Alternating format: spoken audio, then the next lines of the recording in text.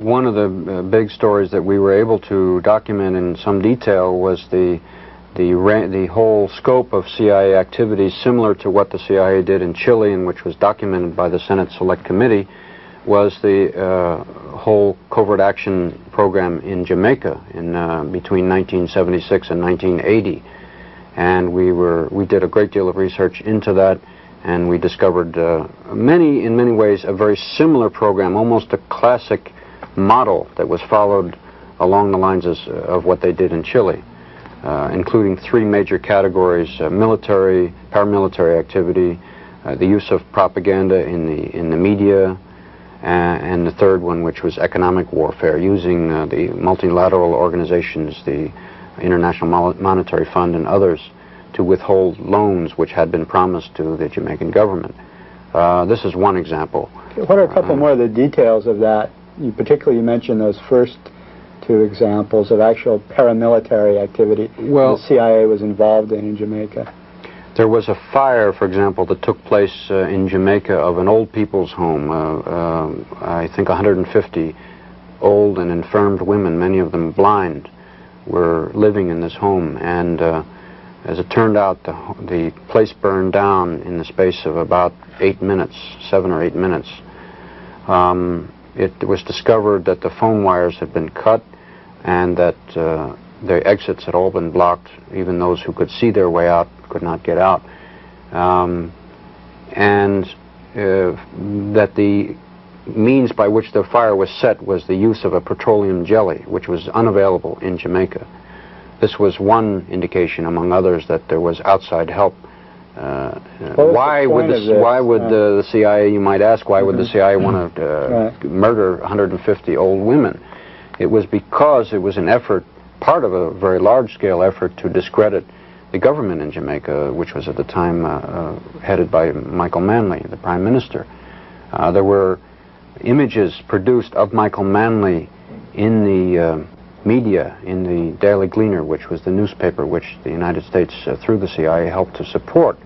And there is a good deal of evidence of that. There were images of Michael Manley showing a death mask. I mean, it was his face which had been somehow made to look like a death mask, although it was pretending to be a photograph of him. And there were many ways to try and discredit him. This is very, very similar, in fact, to what the CIA did to try and discredit Salvador Allende in Chile. If you remember, Richard Nixon instructed the CIA in a meeting which was in 1970 in the White House, and there was a document in the Senate report which is reprinted, and he said, "Make the economy scream." Those were his words. And that's, of course, what the CIA proceeded to do in Chile, and that's what they also did in Jamaica. They also furnished a lot of munitions and assistance to the terrorist squads that were going around killing people in the cities and also in the countryside in Jamaica as well. That's correct. Well, John, you had a trip down to Jamaica, and you saw a lot of these things about Jamaica with your own eyes, right? Yes, indeed. A very moving, a very interesting trip to me to see a target country at a time in the height of a CIA operation when I was completely outside.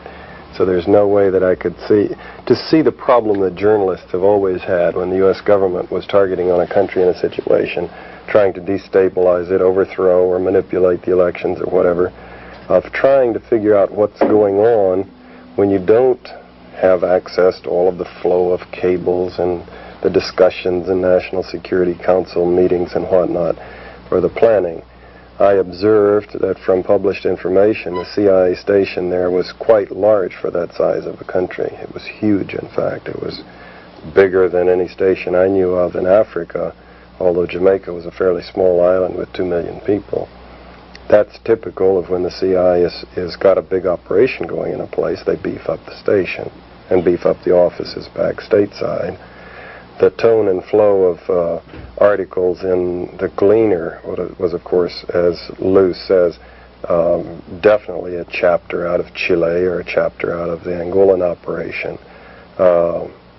Every indication of a massive CIA operation going to destabilize the government, to make the economy scream, And in that case, I would say that probably someone got promoted for that one, probably several people. Because Manley was run out of office. Because it worked. By a legitimate without a scandal, without an assassination, without the things that have caused the CIA so much grief. Manley, a champion of social democracy, of giving the people a piece of the pie, was thrown out of office, and an arch-capitalist was put in office. And again, there was minimal adverse publicity. Lew Wolf and the others were studying the situation and did publish about what was going on, but it was not published in the New York Times and the Washington Post, and the big television networks didn't do studies on it, primarily because even if the journalists of the big organs knew what was happening and might have wanted to, they really just, because of the secrecy, couldn't get the truth about what the United States was doing. One interesting thing was that the effectiveness of the liars in our government, you know, the duplicity. When we formed the CIA, we committed our leaders to having two policies, as Lew says, the rhetoric, the public statements, and the truth about what United States policy is. So an interesting measure of presidents is how effectively they lie.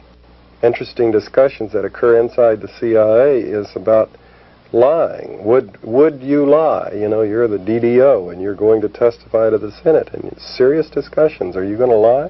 Because if you do, it's perjury, and there's a chance you could go to jail, and yet, you know, the organization expects you to lie.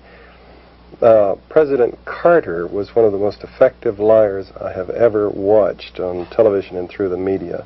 As a poker player, man, I would never go up against that man.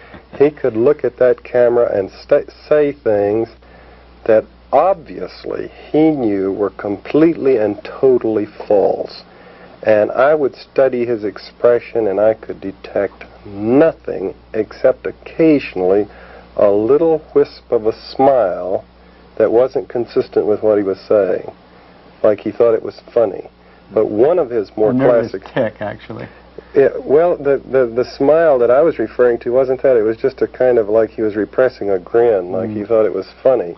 How he rationalized these things, I don't know, but one of his most conspicuous lies was when he sat down with Manley just a few weeks before the elections in Washington and told him face to face that the CIA, don't have the CIA doing anything to destabilize you or your government. We have no such program going, when obviously he did. And he pulled it off to the point where even Manley was troubled. Very effective lie.